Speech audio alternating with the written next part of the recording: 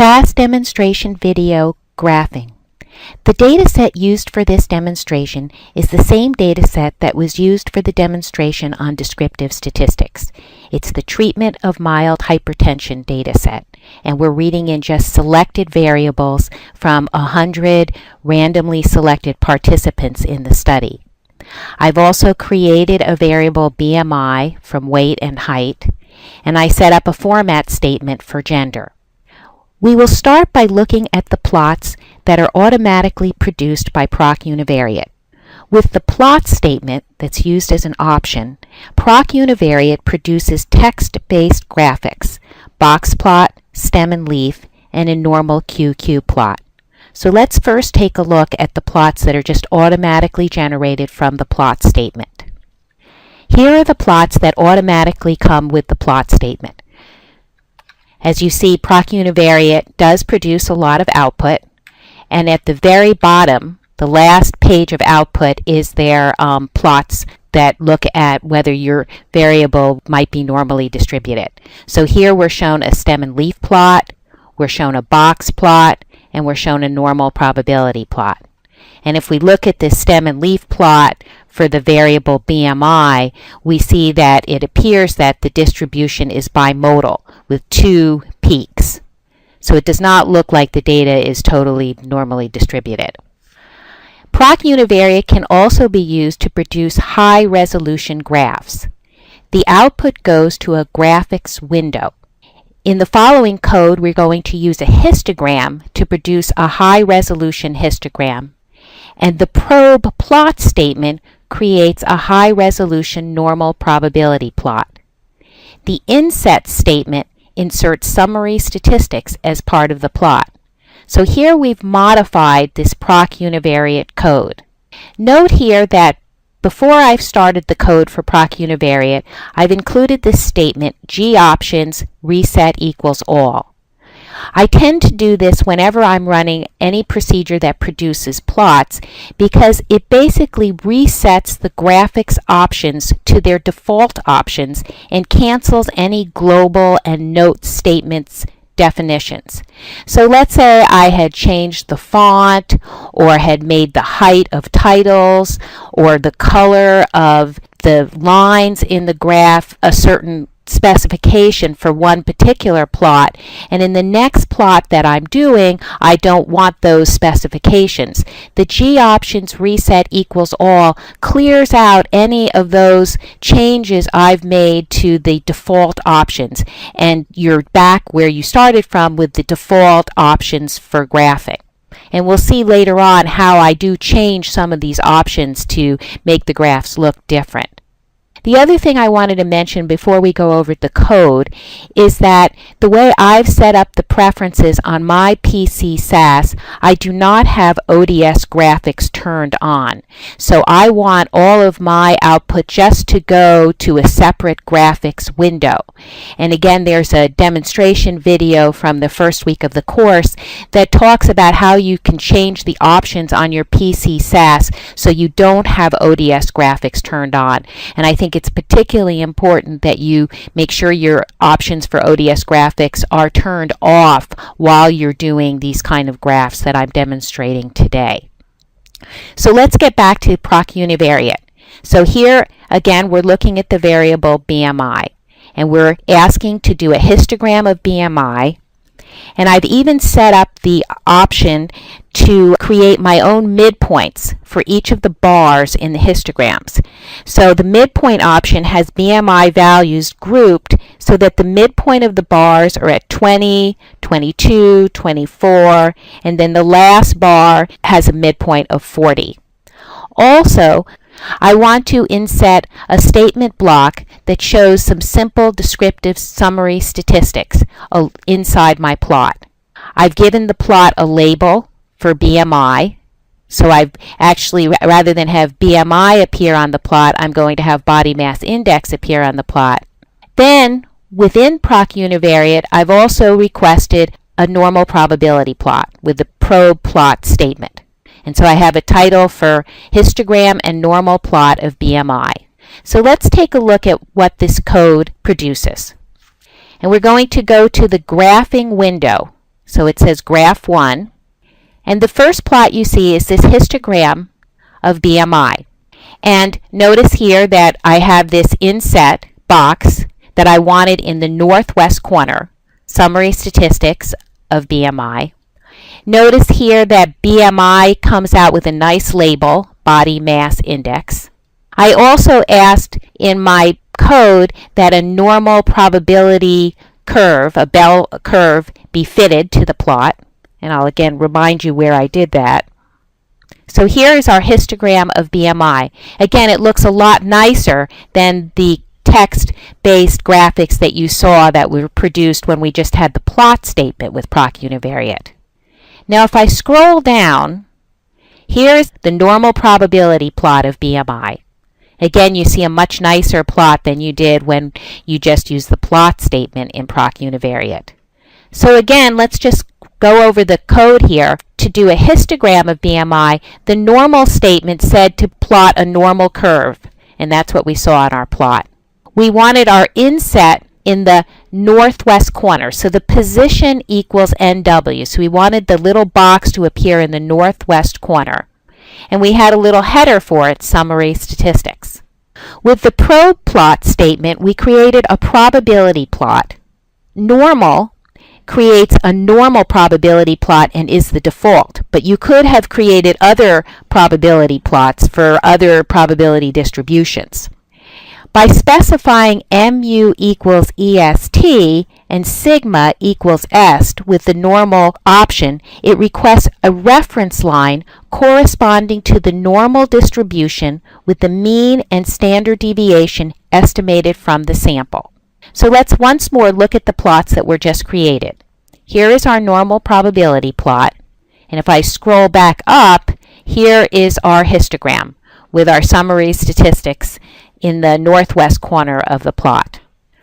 Proc G Chart allows us to create bar charts. Once again, I had the G options reset equals all so that I cancel any of the specifications I made from my Proc Univariate code. I'm now interested in looking at the frequency of observations from each clinic that participated in the study. So I want to know how many participants there were in each clinic in the study. Here we have Proc G Chart, V-bar clinic. So we want a vertical bar chart of clinical center. Frequency is going to be the default for the height of the bars. So let's run this and see what happens. So here we have a vertical bar chart of clinic center. And so it's telling us the number of participants from each clinic center. So the frequency here is our height of the bars, and there are 4 different clinics that were participating. From Clinic A, we have about 18 participants. You can also request to have horizontal bars instead of a vertical bar chart. And the other thing I'm doing with this code is I'm changing, instead of having the length of the bars represent the frequency, I'm now requesting percent. So what percent of participants are from each clinic center? So let's see what happens when we look at this code. And again, we scroll down. SAS always appends its output to the bottom of the window. And here, when we request a horizontal bar chart, notice we get some additional information that we didn't get before. It automatically, by default, shows us the frequency, the cumulative frequency, the percentage, and the cumulative percent. So it looks like the output you would see if you had done a Proc Freak tables clinic. It just automatically generates that when you request a horizontal bar chart. And notice here that our x-axis is percent rather than when we saw the vertical bar chart with frequency being the default. Now let's say we wanted to make this bar chart a little bit more attractive. So we want to add some labels and some axes so that it appears a little bit more attractive for display purposes. So the first thing I'm going to do is I'm going to give a label percentage of participants. I want to rotate clinical center so it appears along the y-axis and looks aligned with the y-axis. I've also given a title, and in order to attach these axis options to my bar chart, I am saying H bar clinic, just like I did above, and then I'm saying that the R axis, which is the definition of the axis for the response variable, is going to equal axis 1. The M axis, which is the axis definition for the Y axis, is going to be axis 2, or clinical center. So our y-axis is going to have the label clinical center, and our x-axis is going to have the label percentage of participants. So let's take a look at how these changes have enhanced our plot. So now notice, by rotating 90 degrees, clinical center appears aligned along the y-axis. And here's our label for percentage of participants. Let's compare this to the previous plot. Notice here we just have clinic right up on top and percent. And that's just the default label because we had said type equals percent. So again, this plot just looks a lot more attractive. That was done by adding these axis options. Besides requesting frequencies and percentages for categorical variables, you can also do a bar chart with continuous variables, and you can have the height of the bar be either the mean or the sum. And this is done with the sum var option. So using the sum var option, the following code creates a bar chart with the height of the bars equal to the average cholesterol level of participants from each clinical center. So here we have V bar clinic, and the variable for the height of the bars is going to be baseline cholesterol, with the height being their mean value. So we have the mean cholesterol level by clinical center. Again, I'm going to scroll down to see the output, and here we see a vertical bar chart, the mean cholesterol by clinical center. So each of these bars, the height of them is the mean cholesterol level at baseline of the participants from that particular center.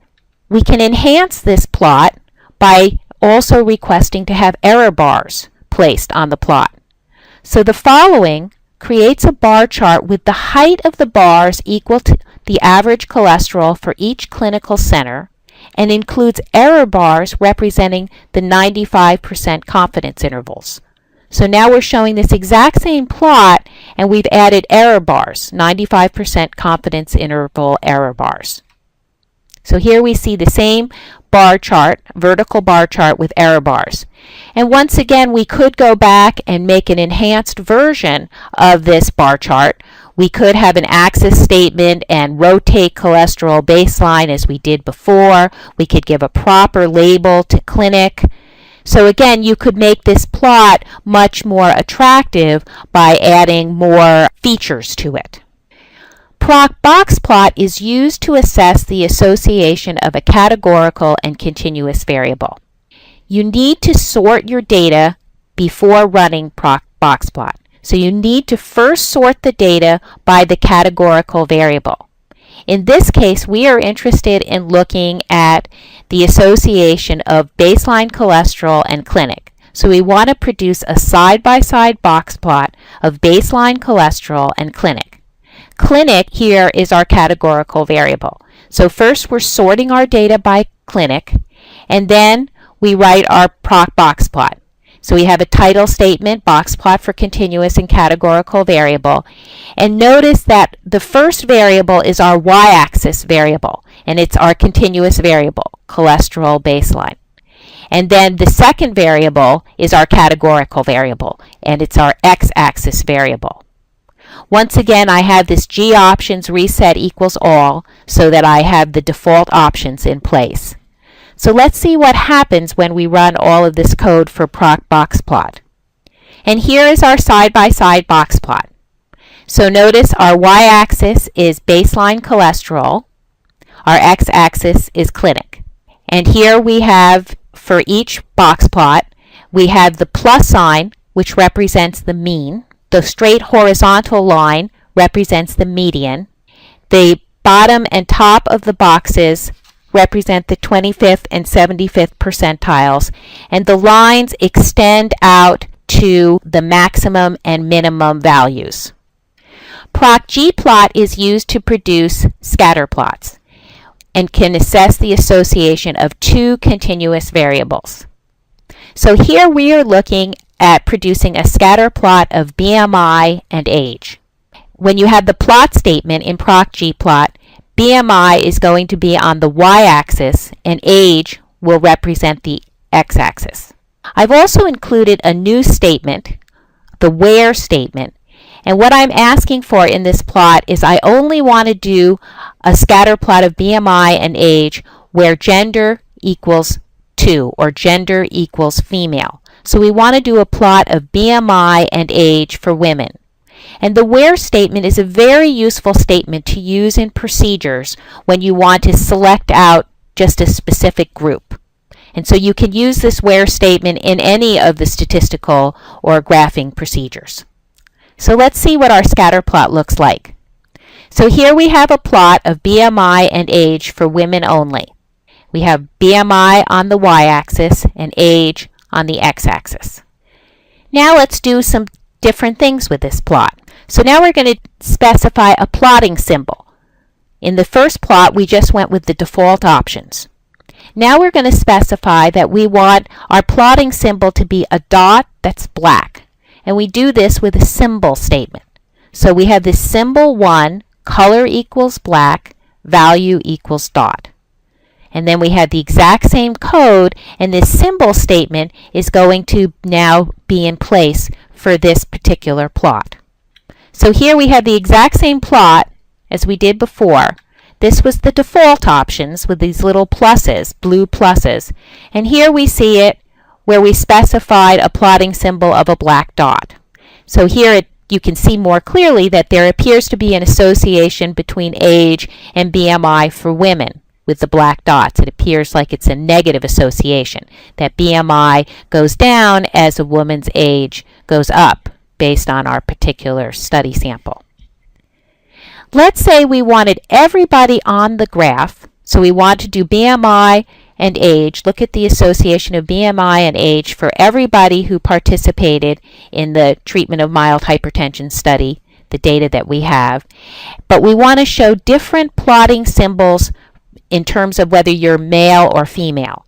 So we have BMI star age equals sex. So then the dots for males are a different color than for females.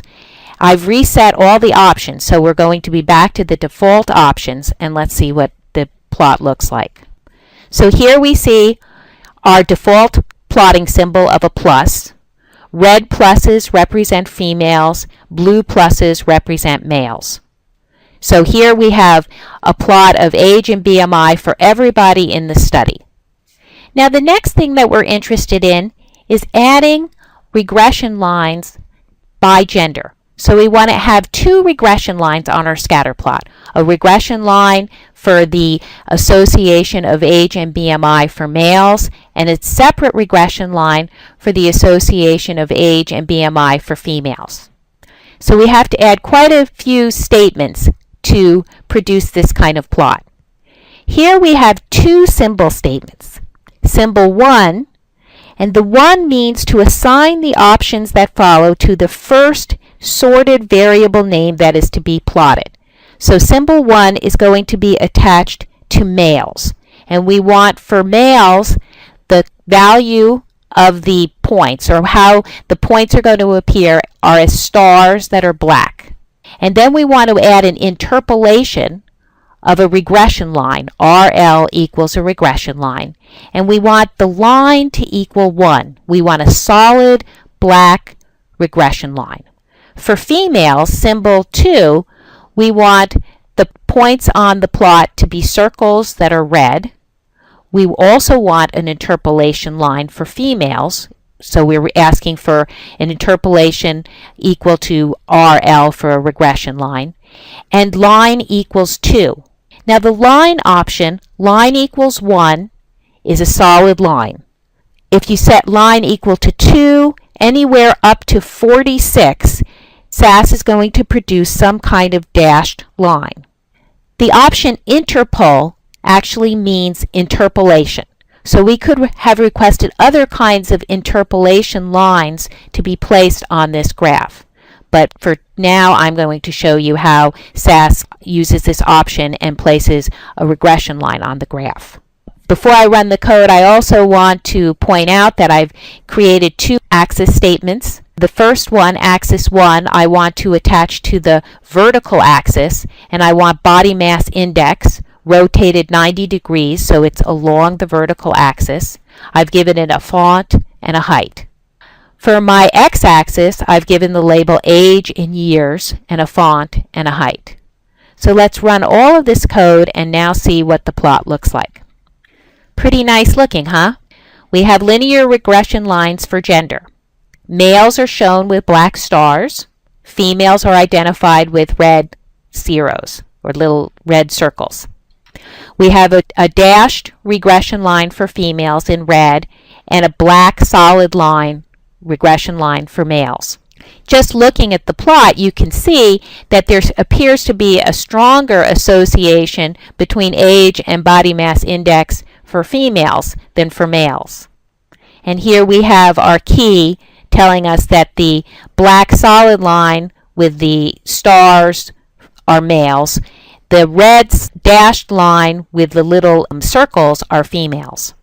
Also notice that the body mass index label appears aligned with the vertical axis, and the label age in years is along the x-axis. And in the code, to make sure that the horizontal axis goes along with the axis 2 label, you have these options that after a slash with the plot statement, h-axis equals axis 2, v-axis equals axis 1. Proc G Plot can also be used to produce a plot of the means and error bars. And this is a common thing to do if you want to look at the change in a certain continuous variable over time. So if you wanted to look at how mean cholesterol levels changed over a time period where it was measured at baseline, at 3 months, 6 months, 9 months, 1 year, a plot of means and error bars can be very helpful to look at that. And you would use Proc G Plot to produce a plot like that. So let's look at the code. I'm doing a plot of the mean cholesterol level and clinic. So I'm starting out by resetting all of my options to the default. And then, again, I'm making use of the symbol statement. And so when I want to do a plot of means and error bars, I don't want all of the dots on the plot. So it's not going to look like a scatter plot. So I'm saying that I don't want all the individual points put on the plot. So I've set value equal to none. For my interpolation, I'm asking for 1 standard deviation error bar. So 1 STD 1 standard deviation. The J connects the means from bar to bar with a line, and the T adds tops and bottoms to each line. Again, the value equals none option suppresses the graph of individual points. Line equals 1, we request that a solid line connect the mean BMI values, and then at each point, at each clinic, you will see standard deviation bars. So in our Proc G plot, we're plotting baseline cholesterol. That's going to be our y-axis variable. Clinic is our x-axis variable. The horizontal axis, which is our x-axis, is going to have the label clinic. The vertical axis, or y-axis, is going to have the label baseline cholesterol, and it's going to be rotated 90 degrees. The offset equals 5 starts the plot about 5 units over. So let's take a look at all this and see how these options and symbol statement produce a plot of means and error bars. Here we have baseline cholesterol level as our y-axis. At each clinic center, we have a point here where the line is. That's the mean cholesterol level, and these are the 1 standard deviation error bars. So at clinic B, here is the mean cholesterol level and the 1 standard deviation error bars. At clinic C, we also have that, and at clinic D.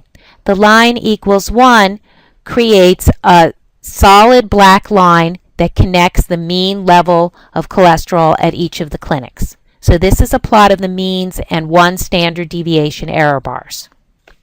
A similar kind of plot that's used often is a plot of the mean and error bars where the error bars are 2 standard errors or 95% confidence interval. So the code here for this type of plot is very similar to the code I just showed you before. The only difference is with the interpolation statement. So here I'm requesting, instead of 1 standard deviation, I'm requesting a 2 standard deviation of the means. So here we want the standard deviation of the mean, which is the standard error, and we want the plot to show bars that are 2 standard deviation of the means joined with a top and a bottom. So we have the J for joining those top and bottom values and having tops placed on the bars. So the only difference in this plot that I'm showing here is that the error bars represent the 95% confidence interval. So here we see the exact same plot, but at each of these clinic centers, we now have the mean baseline cholesterol level and the 95% confidence intervals put on our plot. And then we've connected these mean levels with a solid line. And so notice how it's different from the plot above where we plotted 1 standard deviation error bars. Here, in this new example, we are showing the plot of the means with the 95% confidence interval bars. So I've gone over a number of different plotting procedures. I've shown Proc univariate and Proc G Chart. Proc univariate produces histograms and normal probability plots. Proc G Chart can be used for bar charts or histograms. We looked at Proc Box Plot to produce side-by-side box plots. And then we finally looked at G Plot, which can produce scatter plots. It can show regression lines or other types of lines fitted to the plots, as well as G Plot can be used not just for scatter plots, but to produce a plot similar to what I just showed you with the means and error bars. This completes this demonstration.